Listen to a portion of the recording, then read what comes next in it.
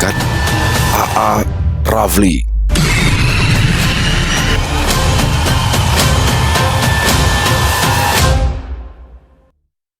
Assalamualaikum warahmatullahi wabarakatuh. Halo semuanya teman-teman, selamat malam, selamat datang kembali di channel kesayangan kita, channel Ilo Bercerita, dan masih bersama saya Ilo.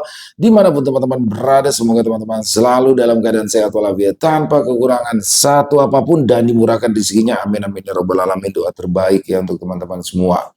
Dan pada kesempatan yang baik ini, saya akan membawakan kisah dari Ayang Afrianti. Wow, dan kisahnya keren banget ya teman-teman ya.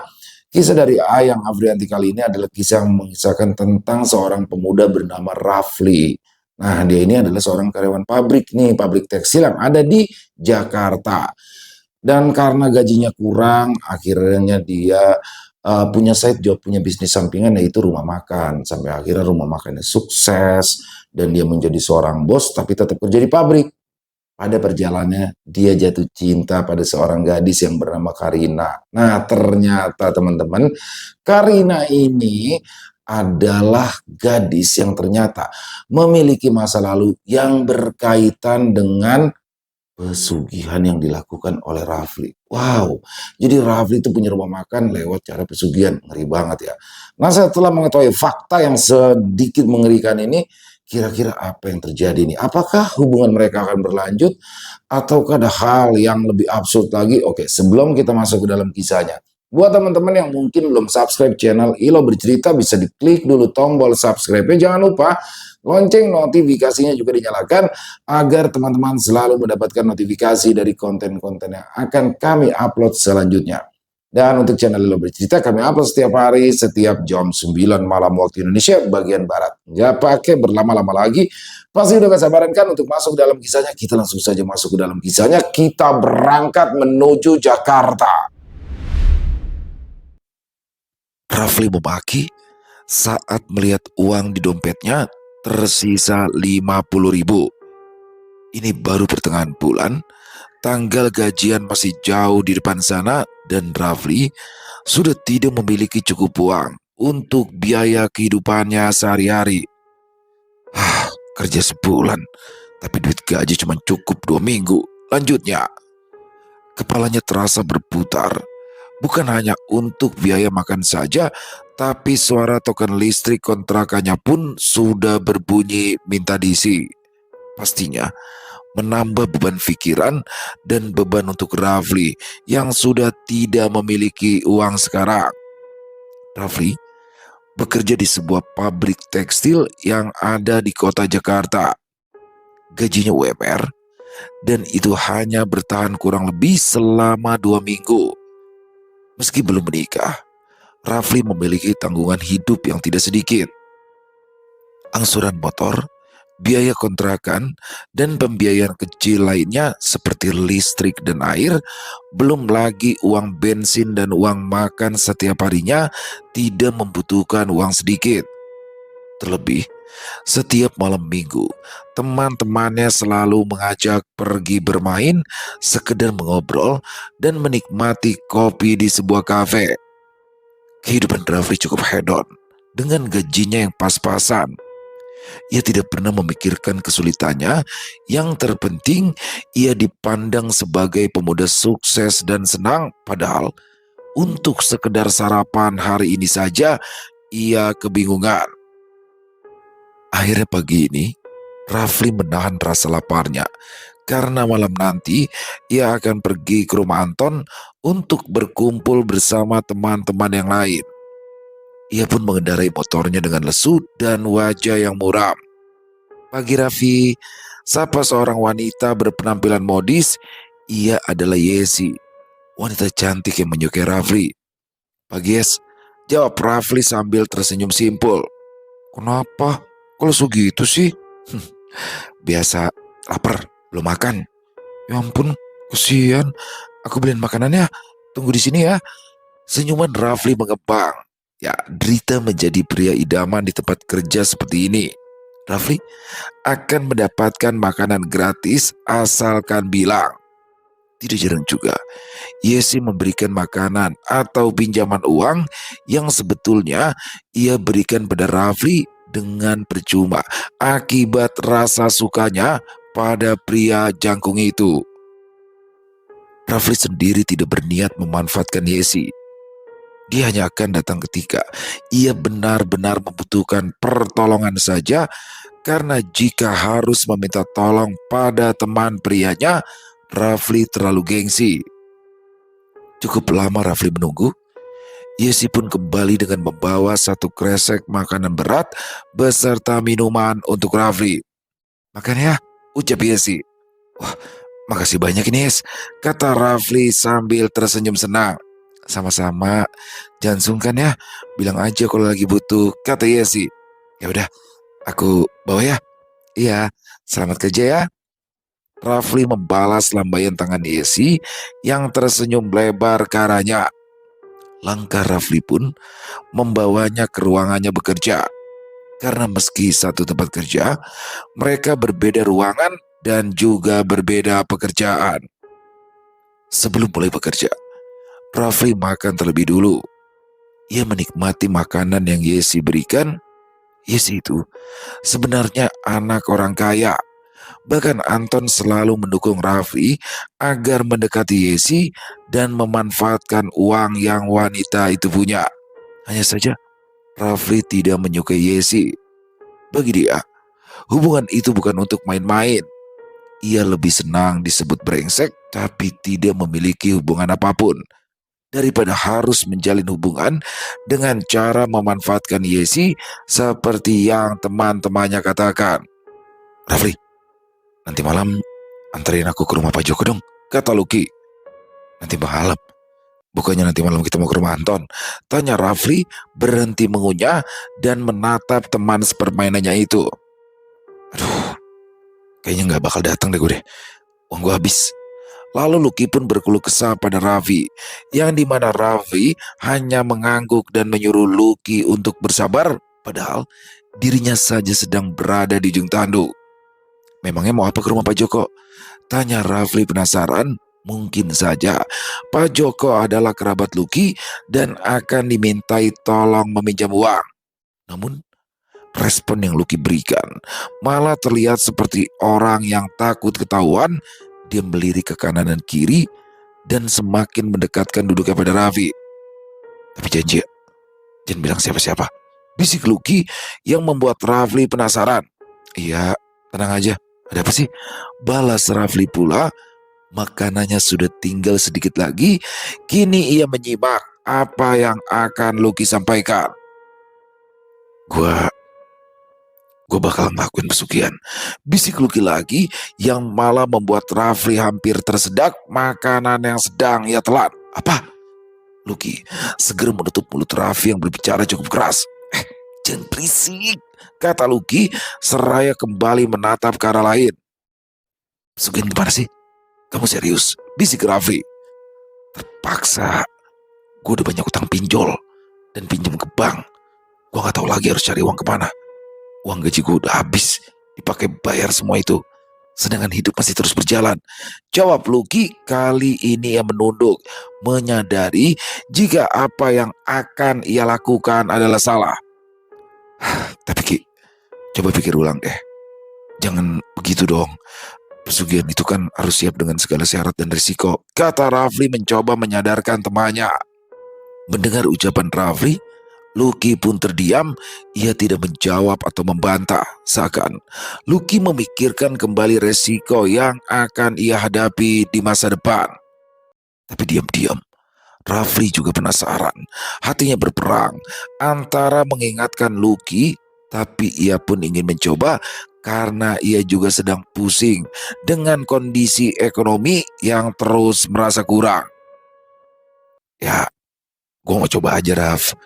Kalau udah ketemu Pak Joko kan gue jadi tahu nanti gambaran pesugihan itu gimana," kata Lucky akhirnya mengambil keputusan. Mereka berdua sepakat malam ini akan membatalkan janji pada Anton dan akan pergi ke rumah Pak Joko untuk konsultasi tentang kehidupan. "Assalamualaikum," ucap Lucky dan Rafli saat pintu rumah Pak Joko dibuka. "Waalaikumsalam," Jawab pria parubaya dengan penampilan agamis yang tak lain adalah Pak Joko. Ayo, mari masuk, ajaknya. Lucky dan Rafli pun masuk, kemudian duduk di ruang tamu. Seperti rumah pada umumnya, rumah Pak Joko sangat hangat dan mereka disambut oleh istri Pak Joko yang cukup ramah. Keduanya diberikan air putih dan camilan sebagai suguhan. Pak Joko sendiri sejak tadi menatap teduh pada kedua pemuda yang kini tampak ragu untuk memulai percakapan. Lantas ia berdeham dan mengawali pembicaraan agar Lucky dan Rafli bisa leluasa mengutarakan maksud kedatangan mereka. Ada apa? Kalian datang ke sini. Ada maksud apa? Tanya Pak Joko. Rafli yang melihat Lucky terdiam akhirnya menyikut lengan temannya itu hingga akhirnya Lucky mendongak dan tersenyum malu. Maaf Pak, mengganggu. Kami datang ke sini karena ada maksud dan tujuan, jawab Lucky dan langsung menceritakan keinginannya pada Pak Joko. Pak Joko pun mendengarkan dengan tenang, tanpa ada penghakiman sedikit pun. Pak Joko ini adalah seorang dukun yang selalu menolong orang dengan cara mengundang jin yang ia pelihara, entah itu pesugihan, santet, ataupun pelet pengikat. Pak Joko juga sudah cukup terkenal. Namun sejak tadi Rafli sedikit janggal dengan penampilan Pak Joko yang cukup agamis, lebih terlihat seperti seorang kiai. Dia berpikir, apakah Lucky tidak salah rumah? Jika sampai iya, Rafli pasti ikut menanggung malu. Namun jika benar Pak Joko yang berpenampilan seperti ini, maka Pak Joko benar-benar berhasil mengecoh orang. Dukun berkedok kiai adalah kamuflase yang sempurna. Jadi seperti itu Pak, ucap Lucky menyudahi ceritanya. Jadi kalian datang ke sini untuk melakukan pesugihan? Tanya Pak Joko lagi memperjelas maksud mereka. Betul Pak, jawab Lucky. Tapi sebelumnya, apakah kamu sudah tahu resiko dan tanggung jawab apa yang harus kamu lakukan saat melakukan pesugihan ini? Bukan hanya Lucky, Rafli pun menunggu saat ini, saat di mana Pak Joko mengatakan apa saja plus minusnya melakukan praktek pesugihan yang sebenarnya terlihat sangat menggiurkan jika dilihat dari segi hasilnya. Belum Pak, jawab Lucky. Pesugihan itu bisa dilakukan dengan beberapa cara. Entah itu menikah dengan siluman atau jin, memelihara babi ngepet atau tuyul. Resikonya, kalian akan terkena celaka jika melanggar. Iya, kalau usaha atau harta hasil pesugihan saja yang diambil. Tapi bagaimana kalau nyawa kalian juga ikut menjadi taruhan? Pak Joko menjelaskan pada keduanya. Syarat pesugihan itu berbeda-beda. Paling berat adalah harus mengorbankan satu nyawa setiap tahunnya agar penghasilan kalian maksimal. Lanjutnya lagi. Kalau tidak terpenuhi syarat itu, apa yang terjadi ya Pak? Tanya Rafli. Nyawa kalian yang akan menjadi taruhannya, jawab Pak Joko yang membuat Lucky dan Rafli terdiam. Selain nyawa, apa ada pesugihan yang lebih ringan Pak? Lucky mencoba peruntungan lain yang tidak terlalu berat. Ada. Kalau kalian sudah punya istri, lebih baik pelihara tuyul saja. Tapi kalian harus merelakan istri kalian menjadi induk si tuyul, karena tuyul itu harus menyusup pada seorang wanita. Kata Pak Joko malah membuat suasana semakin mencekam dan harapan besar di hati Lucky menciut. Jika kalian belum menikah, coba menikah saja dengan jin atau siluman. Pastikan kamu menuntaskan kewajiban dan keinginannya. Jika tidak, sama saja kamu akan celaka. Paling tidak, jadi budak mereka seumur hidup dan matimu. Lanjut Pak Joko. Rasanya Lucky dan Rafli ingin mengumpat. Itu bukan ringan, malah semakin mengerikan. Mereka tidak mungkin merelakan orang yang mereka cintai untuk menyusui tuyul, dan mereka pun tidak mungkin menjadi budak jin atau siluman. Bagaimana? Tanya Pak Joko lagi. Waduh, berat semua ya Pak, jawab Lucky sambil menggaruk tengkuknya. Ya, memang berat. Tapi jika kamu memenuhi kewajiban dan setiap syaratnya, kamu tidak akan merasa berat. Apalagi kalau sudah melihat hasilnya. Hati siapa yang tidak tergiur jika terus melihat manisnya? Namun, tentu mereka juga mengingat pahitnya. Bagaimana jika nyawa mereka yang melayang bukan menikmati hasil pesugihan, mereka malah sama dengan menyerahkan diri ke kandang setan. Sepertinya kami pikirkan lagi deh Pak. Nanti kalau sudah bulat, kami datang lagi ke sini Pak, jawab Lucky pada akhirnya. Malam itu, mereka pulang dengan tangan kosong dan kebingungan luar biasa. Di sisi lain, mereka berdua tergiur dengan hasilnya agar kehidupan mereka pun bisa berjalan dengan mudah dan mapan. Namun, di sisi lain, mereka juga tidak ingin menanggung semua resiko yang harus mereka hadapi jika mereka ingkar. Beberapa hari kemudian, Lucky dan Rafli pun tidak lagi membicarakan perihal pesugihan tersebut. Mereka masih terlalu bingung untuk memutuskan. Sebenarnya hanya Lucky, tapi ternyata Rafli cukup tergiur.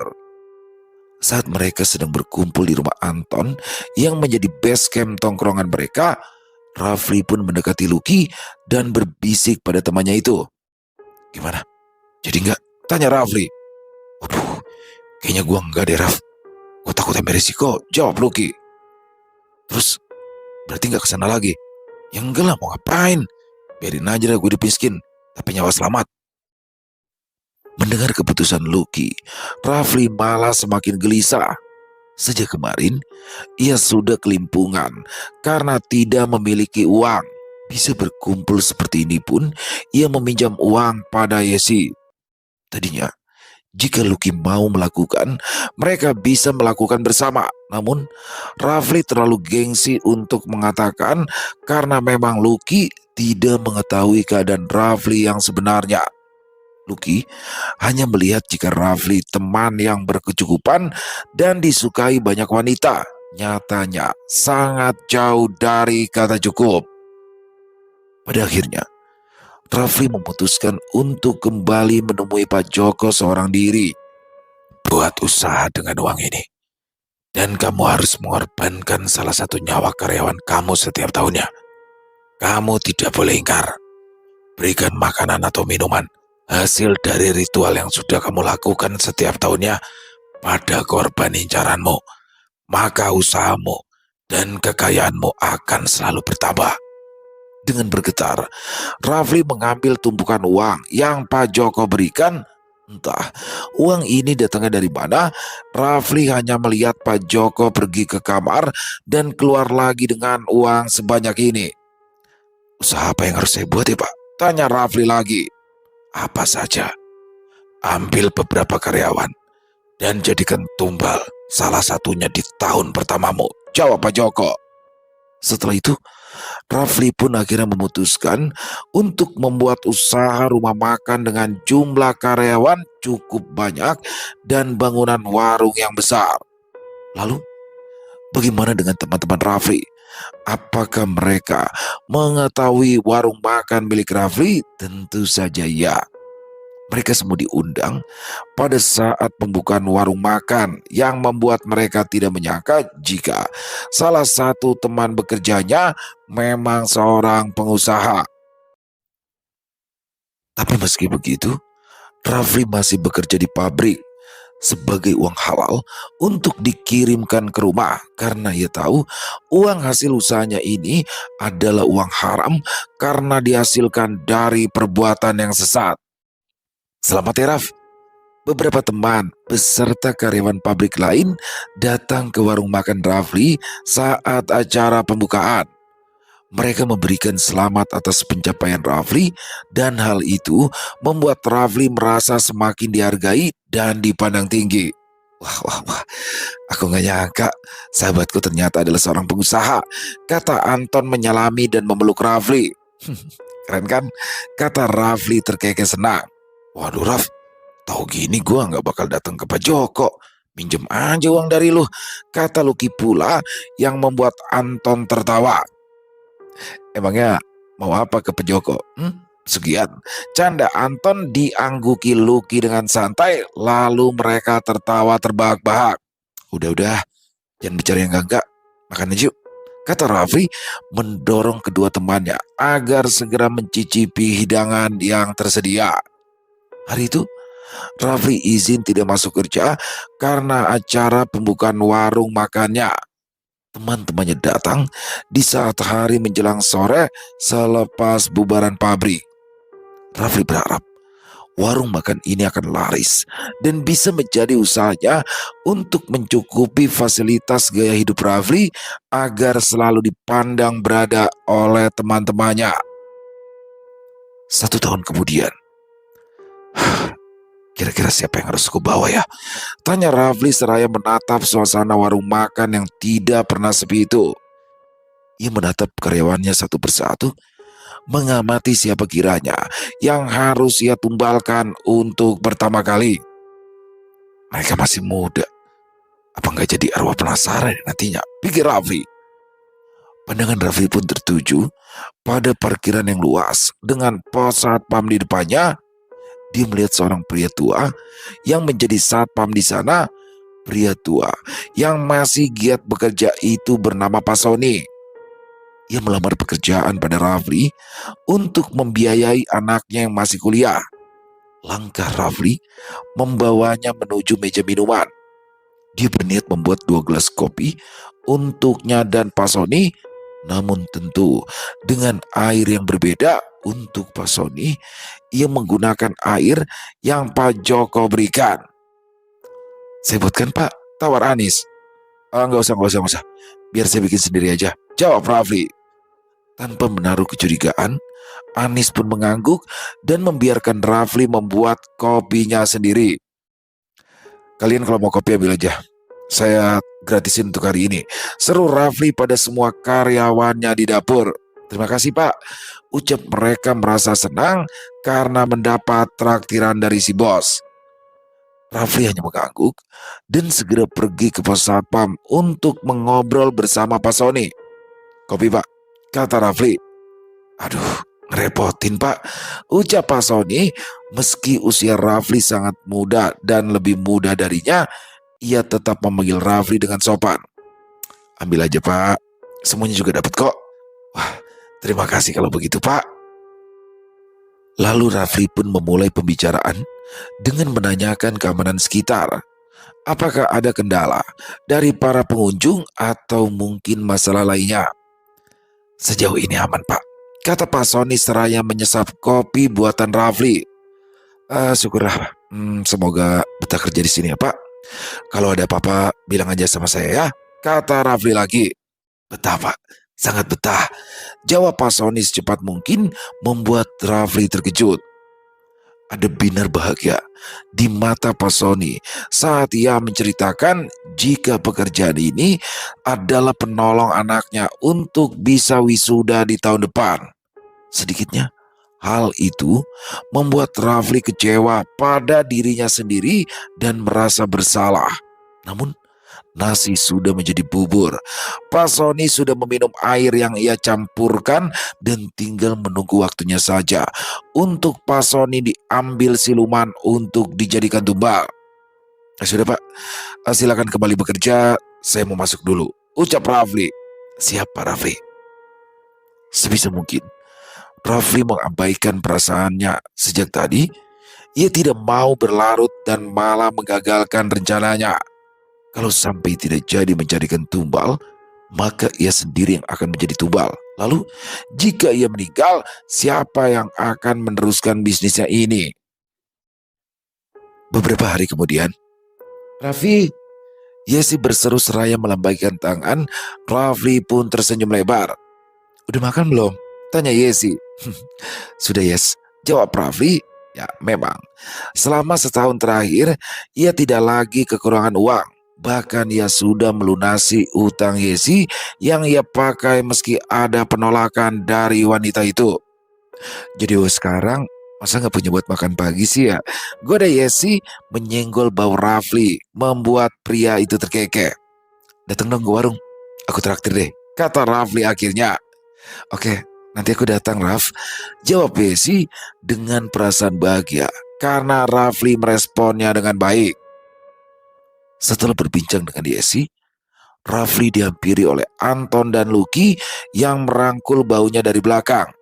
Bos, malam ini kita main bos, kata Lucky yang selalu memanggil Raffi dengan panggilan bos sekarang. Siap, kemana? Ke tempat biasa aja. Udah lama kita nggak puyeng, jawab Anton, sedangkan Rafli hanya terkekeh. Kenakalan anak muda memang seperti ini, terlebih hidup di tengah ibu kota. Mau tak mau, Rafli mengikuti alur teman-temannya yang selalu hedon. Namun, semenjak ia memiliki bisnis, Rafli lah yang membayarkan mereka semua setiap kali mereka berkumpul. Jam 8 ya, ucap Lucky lagi. Belum juga Rafli menjawab, ponselnya berdering, tertera nama salah satu karyawannya di layar ponsel, dan saat Rafli angkat, dia terkejut saat mengetahui kabar jika Pak Sony mengalami kecelakaan dan meninggal dunia di tempat. Pada akhirnya, Rafli pun kembali meminta izin untuk pulang lebih dulu karena harus mengurus kecelakaan Pak Sony dan kembali setelah urusannya selesai. Meninggal dunianya Pak Sony menimbulkan trauma pada beberapa karyawan. Pasalnya, mereka menyaksikan bagaimana Pak Sony terlindas mobil pengunjung yang datang. Kecelakaan itu tidaklah kencang, tapi berakibat fatal.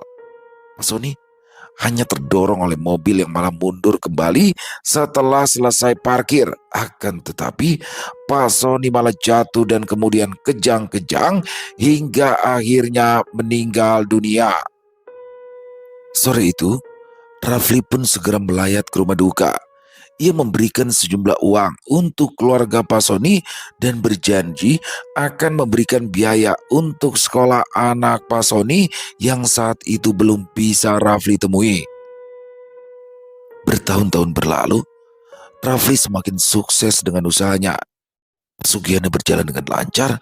Hampir di setiap tahun ada saja yang meninggal tak wajar di warung makannya. Entah itu Pak Sony yang tertabrak mobil, beberapa karyawan dapur, dan beberapa pelayan yang hanya jatuh terpleset tapi mampu merenggut nyawa mereka. Semakin hari, Rafli pun semakin dipandang oleh teman-temannya. Bahkan, kini Rafli semakin disukai oleh kaum wanita di tempatnya bekerja. Rafli juga sudah memiliki beberapa koleksi mobil dan juga motor yang ia simpan di rumah orang tuanya. Kini, ia hanya memakai sebuah mobil yang bisa dititipkan di parkiran pemilik kontrakan. Bukan hanya itu, Rafli juga mulai membangun rumah untuk masa depannya karena kini ia sedang menyukai seseorang yang diam-diam mampu mencuri hati Rafli. Sejak dulu, banyak wanita yang menyukai Rafli. Terlebih sekarang ia sudah mapan dan menjadi seorang pengusaha di usia muda, pastilah semakin banyak wanita yang menyukainya. Namun, tidak ada satupun yang membuat Rafli tergoda hatinya. Malah kini, Rafli tergoda oleh karyawan baru yang hanya menyapanya dan tersenyum sopan padanya. Berbeda dengan wanita lain yang selalu bertingkah genit. Namanya Karina. Dia adalah karyawan baru di pabrik tersebut.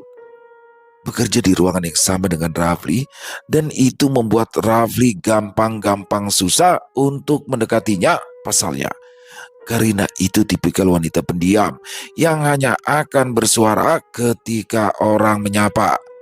Bahkan ia hanya akan tersenyum saat orang lain bertanya tentang kehidupannya. Maklum, anak-anak pabrik yang selalu ingin tahu kehidupan orang. Meski itu pun hanya beberapa orang yang bersikap seperti itu. Usaha Raffi tidak main-main. Hampir setiap hari, Rafli selalu menyempatkan untuk bertegur sapa, basa-basi, dan menawarkan tumpangan pulang pada Karina. Hanya saja, wanita itu selalu menolak. Namanya pria, semakin ditolak, rasa penasaran menjadi semakin tinggi. Rafli merasa tertantang, terlebih lagi ia dikompori oleh Anton dan Lucky yang menyebutkan kalau Rafli lemah karena belum bisa menggait Karina. Nekat, Rafli pun menghampiri Karina saat wanita itu sedang makan bakso di sela istirahat pabrik. "Karina, aku suka kamu." Tanpa tedeng aling-aling, Rafli mengatakan hal itu di hadapan banyak orang yang sedang makan bakso. Karina terdiam, menatap Rafli tanpa berkedip. Dia shock saat mendengar ada pria yang menyatakan perasaannya secara gamblang. "Kak Rafli bicara sama aku?" tanya Karina. "Iya dong, memangnya sama siapa lagi? Sama bakso yang lagi kamu makan." Jawab Rafli terkekeh sendiri. Mendengar jawaban Rafli, Karina pun bersemu wajahnya. Dia malu sekaligus senang karena ternyata ada pria yang menyukainya, dan itu Rafli. Pria yang digandrungi dan adalah bos ayahnya ketika masih hidup. Ya, Karina tahu jika Pak Sony bekerja di tempat Rafli. Namun Rafli tidak mengetahui hal tersebut. Karina ingat Pak Sony pernah berkata, siapapun wanita yang memenangkan hati Rafli, ia adalah wanita paling beruntung. Karena Rafli masih muda dan sudah memiliki usaha dengan kehidupan yang mapan. Maka tanpa berpikir panjang, Karina pun mengangguk setuju saat Rafli mengajaknya menjalin hubungan ke arah yang lebih serius. Karina pikir ialah wanita yang beruntung itu karena telah dipilih langsung oleh Rafli. Beberapa tahun kemudian, hubungan Rafli dan Karina semakin dekat. Bahkan, Karina selalu membantu Rafli di warung makannya. Karina pun dianggap sebagai ibu bos oleh para karyawan karena ucapan Rafli yang mengatakan jika mereka harus sopan dan hormat pada wanitanya meskipun belum resmi menjadi seorang istri. Karina sendiri merasa tersanjung. Beginikah rasanya jadi istri seorang bos? Tidak pernah sekalipun dalam hidupnya terbayangkan akan menjadi pasangan dari pria mapan yang memiliki usaha dan giat dalam bekerja. Namun, ada yang mengganjal di hati Karina saat ia datang ke warung makan. Setiap kali ia melihat pos satpam, Karina selalu teringat akan ayahnya yang kini sudah tiada. Bahkan saat melihat Pak Wawan bekerja, Karina membayangkan jika itu adalah ayahnya. Ya, Pak Wawan adalah orang yang menggantikan posisi Pak Sony. "Kenapa sayang?" tanya Raffi saat melihat Karina menatap ke arah Pak Wawan yang sedang menikmati kopi di pos satpam. "Aku ingat Bapak," jawab Karina. "Coba aja ditelepon," kata Rafli yang malah membuat Karina tersenyum kecil. "Kenapa?" tanya pria itu lagi. "Bapak sudah meninggal. Udah lama. Waktu aku masih kuliah," kata Karina. Ia memaklumi jika Rafli tidak mengetahui bahwa Karina adalah anak Pak Sony. "Ya Allah, maaf. Maaf sayangnya. Aku nggak tahu," ucap Rafli. "Nggak apa-apa kak. Aku juga ngerti kalau kakak nggak kenal aku," kata Karina yang kini membuat Rafli bingung. "Maksud kamu?" "Aku ini adalah anak salah satu karyawan kakak yang meninggal." Mendengar fakta itu membuat Rafli terkejut bukan main. Ucapan yang bagi Karina biasa saja, tapi terdengar sebagai tuduhan di telinga Rafli. Ia tidak tahu Karina ini adalah anak dari karyawan yang mana, karena semenjak warung makan dibuka sudah banyak sekali korban yang meninggal dunia setiap tahunnya akibat dari ritual pesugihannya. "Aku anak dari Pak Sony. Kakak ingat Pak Sony?" "Hah, Pak Sony?" gagap Rafli. Ia pasti akan selalu mengingat korban pertamanya itu.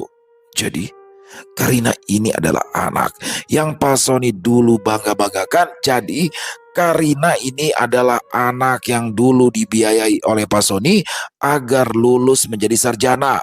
Mengingat itu semua, ada rasa ketakutan sekaligus rasa bersalah di hati Rafli. Maafkan aku, ucap Rafli. Ia tidak seharusnya meminta maaf, tapi ia pun merasa bersalah dan ia pikir jika Karina sudah mengetahui sifat kejinya. Maaf kenapa kak? Kematian itu sudah garis tangan Allah. Kita tidak bisa memprediksinya. Lagian itu bukan salah kakak, jawab Karina sambil tertawa kecil. Mendengar tawa kecil itu, bukannya membuat Rafli senang, tapi rasa bersalah itu malah semakin menjadi. Namun, ada satu kelegaan di hati Rafli. Ternyata Karina belum tahu apa yang sebenarnya terjadi. Hanya saja kini di hati Rafli bersarang sebuah rasa sesak. Bayangan Karina menjalani masa terpuruk akibat kehilangan seorang ayah. Lalu bagaimana Karina menjalani kesehariannya dengan bekerja paruh waktu untuk membayar uang kuliahnya? Semua itu terekam jelas di benak Rafli. Hal itu pun membuat pandangan Rafli berubah pada Karina. Awalnya, ia memandang Karina sebagai wanita yang ia cintai dan sukai dengan tulus.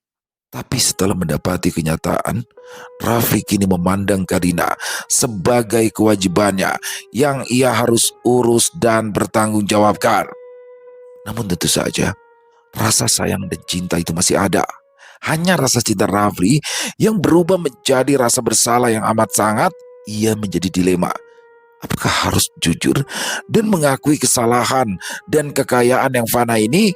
Karena semua ini bukanlah hasil kerja keras Rafli, melainkan hasil dari pesugihan dan jalan yang sesat. Kakak kenapa melamun? Apa ada ucapanku yang salah? Maaf, kata Karina dengan penuh penyesalan. Tidak seharusnya ia mengatakan hal tersebut. Enggak apa-apa. Cuma aku masih ngerasa bersalah aja. Person itu selalu bekerja keras demi bisa membiayai kuliah kamu dan agar kamu lulus, jawab Rafli membuat Karina tersenyum. Iya, Bapak memang Bapak terbaik, katanya lagi.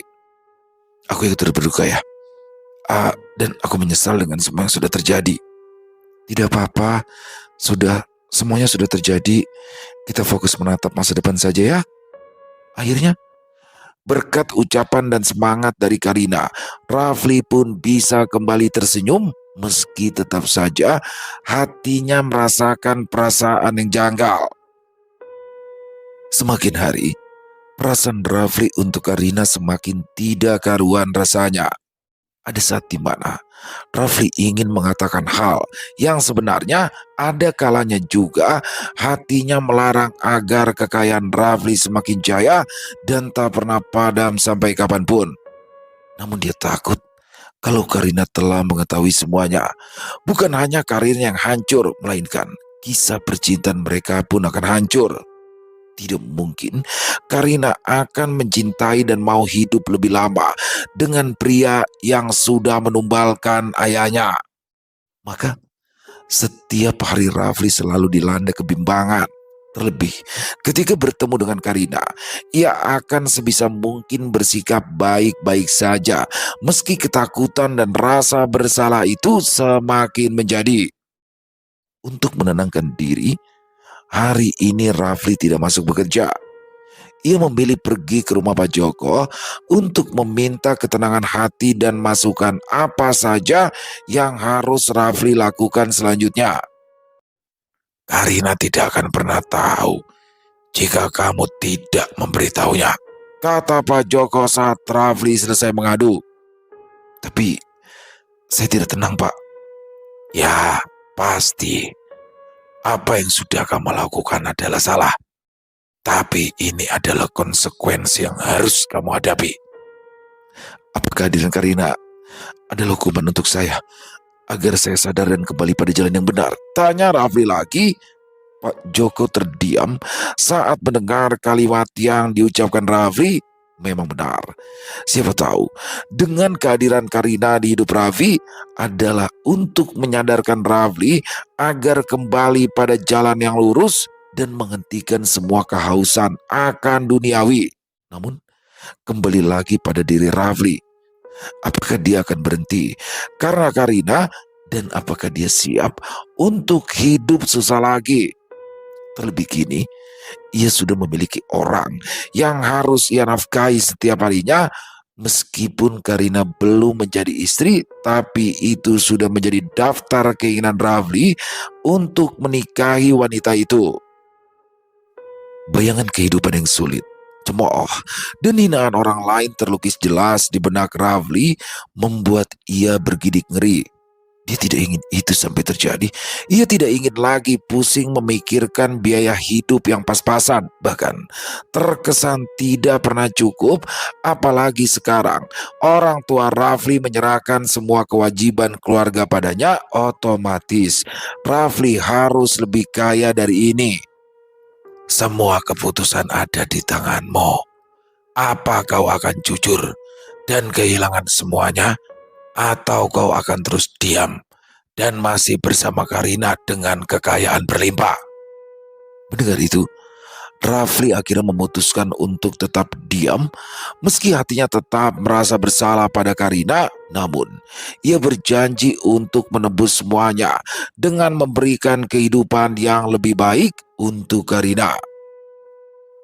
Rafli pun berjanji akan segera menikahi Karina dan hidup dengan baik-baik saja meski ada yang ia sembunyikan. 11 tahun, Rafli merintis usaha warung makannya. Kini, ia harus mencari korban ke-11 yang akan ia suguhkan sebagai tumbal. Sejak pulang dari rumah Pak Joko, Rafli berdiam diri di warung makan, menatap sekitar dan memperhatikan beberapa karyawan yang akan menjadi mangsa selanjutnya. Kakak lagi apa? Rafli terlonjak kaget saat mendengar ucapan dari Karina yang tiba-tiba ada di sampingnya. Respon yang diberikan Rafli membuat Karina tersenyum tipis, lalu ia ikut menatap karyawan yang sedang sibuk melayani para pengunjung. Mereka bekerja untuk memenuhi kebutuhan, kata Karina. Mereka rela meninggalkan keluarga di rumah hanya demi untuk mendapatkan uang setiap bulannya. Lanjutnya lagi, Bu Hati bisa terbilang merantau dari Tangerang ke Jakarta. Ia bekerja untuk menghidupi anaknya yang masih balita. Meski banyak orang bilang anak itu tidak butuh uang, tapi kehadirannya saja tidak cukup, kata Karina lagi. Rafli terdiam mendengarkan apa sebenarnya yang ingin dikatakan kekasihnya itu. Bayangkan saja kak, kalau Wati meninggal, bukan uang saja yang hilang, tapi kehadiran juga akan hilang begitu saja di hidup anaknya yang masih kecil. Lalu anaknya bisa apa selain mendapat belas kasihan dari orang lain? Itu pun sesaat, selebihnya mereka akan kembali fokus pada kehidupannya sendiri. Karina menghela nafas panjang. Aku harap mereka semua bisa berumur panjang dan bisa hidup bahagia dan tercukupi dengan orang-orang yang terkasihnya. Lanjutnya menyudahi ucapan.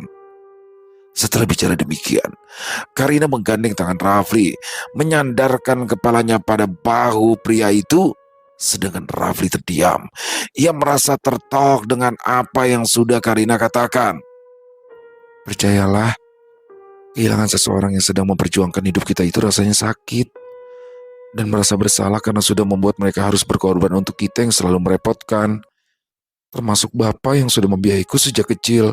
Lanjutnya seraya memejamkan mata. Rin, kamu lagi ingat bapak atau kenapa?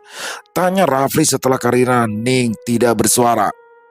Enggak, aku cuma bilang apa yang otak aku bilang.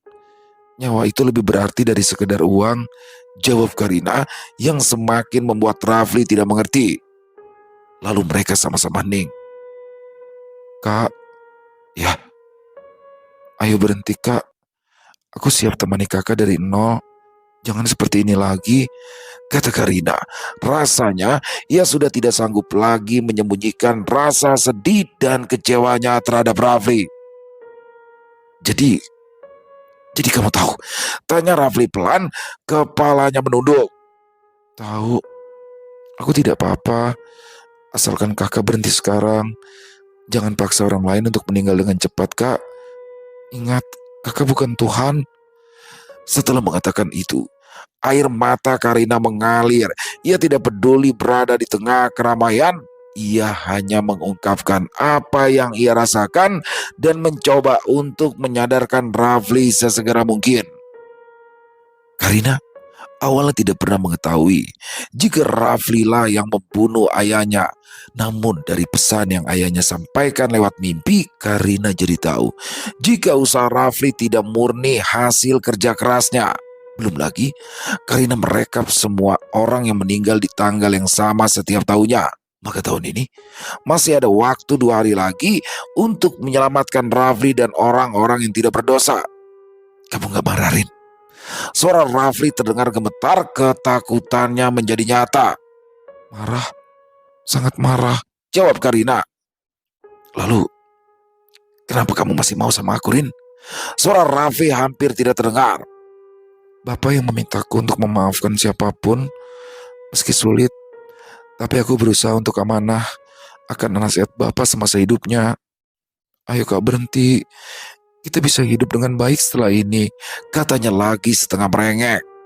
Akhirnya, dengan keputusan bulat, Rafli mengumumkan jika warung makan akan tutup sebentar lagi. Hal ini sangat mendadak, membuat semua karyawan terkejut dan pengunjung pun protes. Kegaduhan terjadi. Pengunjung banyak yang meminta uang kembali akibat pengumuman dadakan itu. Karyawan kewalahan dengan usaha sebisanya. Karina ikut membantu karyawan lain dalam mengurus pengunjung. Setelah beberapa jam kemudian, Rafli mengosongkan tempat itu dan memilih rapat di parkiran yang luas bersama seluruh karyawan. Mereka berdiri melingkar di tengah teriknya matahari. Rafli menjadi pusat perhatian semua karyawan, termasuk 2 orang satpam di sampingnya. Ada Karina yang setia mendampingi. Assalamualaikum semuanya. Maaf rapat ini dadakan dan mengganggu pekerjaan kalian, kata Rafli. Waalaikumsalam, jawab semuanya kompak. Sebenarnya ini sudah saya pikirkan dengan matang selama beberapa hari ini. Di warung makan ini ada sebuah kendala yang membuat warung terpaksa saya hentikan pengoperasiannya. Mendengar ucapan Rafli, semua orang terkejut dan mulai bertanya-tanya kenapa dan meminta penjelasan sebisa mungkin. Rafli mengatakan alasan yang cukup rasional. Setelah meminta maaf dan mengatakan alasan penutupan dadakan, Rafli pun mulai mengurus gaji serta pesangon untuk mereka semua. Setelah semuanya selesai, Rafli meminta semua orang untuk segera pulang dan membawa barang-barang mereka karena warung makan akan dikosongkan. 2 hari kemudian, Rafli mendengar kabar jika warung makannya terbakar tanpa sebab. Warga terdekat berkata jika itu bersumber dari korsleting listrik. Namun, Rafli sedikit heran karena listrik tidak dinyalakan selama 2 hari ini. Menurut kesaksian warga, mereka mendengar suara piring terjatuh dan banyak benda yang seperti dibanting. Hingga terakhir, mereka mendengar suara ledakan dan akhirnya warung terbakar. Rafli sebenarnya sudah tahu, itu pasti ulah siluman yang mengamuk. Akibat tidak mendapatkan tumbal di tahun ini, siluman itu meradang dan berakhir memutus ikatan mereka dengan membakar warung tersebut. Ada sedikit rasa sedih karena sudah 11 tahun merintis warung makannya kini habis dilalap api. Namun ada kelegaan juga di hati Rafli. Tahun ini dia berhasil melepaskan dosa terbesar dalam hidupnya. Ia pun sukses mengecoh siluman itu dengan cara mengosongkan warung. Mulai sekarang ia akan hidup lebih baik lagi bersama Karina yang tidak menaruh dendam padanya. Setelah menikah, Rafli dan Karina hidup bahagia. Dan sebagai bentuk rasa cintanya pada Karina, seluruh harta milik Rafli diatasnamakan Karina. Semua ini Rafli lakukan sebagai bentuk permintaan maafnya pada Karina atas apa yang terjadi pada ayahnya. Beberapa bulan kemudian, Rafli tiba-tiba saja jatuh sakit. Pada awalnya, hanya dirasa sakit biasa, tapi lama-kelamaan tubuhnya semakin lemah. Badannya semakin kurus, seperti digerogoti sesuatu dari dalam. Karina pun tetap sabar merawat dan memberikan semangat dengan mengatakan bahwa Rafli akan kembali sembuh. Mungkin ini balasan atas semua kelakuanku selama ini, ujar Rafli lirih suatu malam pada Karina. Kamu janji harus hidup bahagia ya, walaupun tanpa AA, ujar Rafli lagi sambil menatap Karina penuh cinta. Jangan ngomong gitu, pasti sembuh, ujar Karina dengan air mata menggenang. Dan pada akhirnya, tubuh Rafli menyerah atas penyakit ganas yang menggerogotinya. Rafli meninggal dunia. 1 tahun kemudian, sebuah mobil mewah memasuki area parkir sebuah rumah makan baru di Bilangan, Jakarta. Beberapa satpam bergegas menyambut dan membukakan pintu mobil. Dari dalam mobil, turun seorang wanita cantik dengan pakaian elegan, kacamata hitam menghiasi wajah cantiknya. Matanya menatap bangga pada tulisan besar di atas rumah makan itu, Rumah Makan Pak Sony. Ya, wanita cantik itu adalah Karina. Rumah makan ini milik Bapak. Karena tanpa Bapak, rumah makan ini tidak akan pernah ada, ujar pelan dengan seringai di mulutnya. Ya, ternyata diam-diam Karina setelah mengetahui fakta bahwa ayahnya dijadikan tumbal pembuka oleh Rafli, Kirana langsung menyusun rencana balas dendam. Dia bersikap baik di depan Rafli, terlihat menerima semua kenyataan hidup, tapi itu semua palsu. Dia menemui dukun sakti dan mengirimkan santet yang masuk pelan-pelan ke tubuh Rafli dan membunuhnya perlahan. Setelah menikah dan seluruh harta sudah berpindah tangan, barulah santet itu membunuh targetnya. Lalu setelah Rafli meninggal, Karina membangun rumah makan baru di atas rumah makan milik Rafli yang terbakar dulu. Dan Karina merubah namanya menjadi Warung Makan Pak Sony. Selesai. Wow, luar biasa kisah dari Ayang Afrianti, keren. Wow, plot twist banget, nggak nyangka banget. Itu saya pikir ketika Karina tahu tuh Karina bakalan benci, ternyata enggak. Karina justru di sini memaafkan Rafli. Wah, keren banget. Rafli juga merasa tersanjung dong setelah di awal dia sudah tahu, tapi Karina dia pikir belum tahu. Nah, di situ Rafli bukan sekedar rasa cinta lagi yang menyentuh, tapi juga tanggung jawab dan rasa bersalah. Sampai akhirnya mereka menikah. Semua baik-baik saja. Dibilang, udah yang penting tobat. Yang penting tobat, aku nerima, kata Karina. Udah, dilepasin kesugihannya begitu aja. Dia tobat, dia menikah, kirain bakalan happy ending. Gak taunya, Rafli disantet sama Karina, teman-teman. Dan santet itu dikirimkan oleh Karina karena ya siapa sih yang gak dendam ya. Ayahnya dijadikan tumbal pertama demi kesuksesan, dan setelah ia menguasai semuanya, di sini Karina langsung mendirikan rumah makan baru di atas rumah makan milik Rafli sebelumnya yang sudah terbakar dan mengganti namanya dengan Rumah Makan Pak Sony. Luar biasa, keren pakai banget. Balas dendam terepik ya, walaupun nggak boleh dicontoh teman-teman, nggak boleh dosa itu, karena membunuh dengan santet juga kan. Tapi asli keren banget kisahnya ini. Ayang Afrianti, terima kasih. Waduh, kisah pertama langsung luar biasa seperti ini. Tunggu lagi ya untuk kisah-kisah selanjutnya. Dan semoga teman-teman semua bisa terhibur ya dengan kisah barusan para pecinta penikmat horor misteri. Lebih khususnya lagi kepada para subscriber dari channel Ilo Bercerita. Mari kita ambil hikmah baiknya saja dan kita buang yang buruk-buruknya. Dan buat teman-teman yang suka dengan videonya bisa diklik tombol like atau tombol jempolnya, tombol hype-nya juga jangan lupa.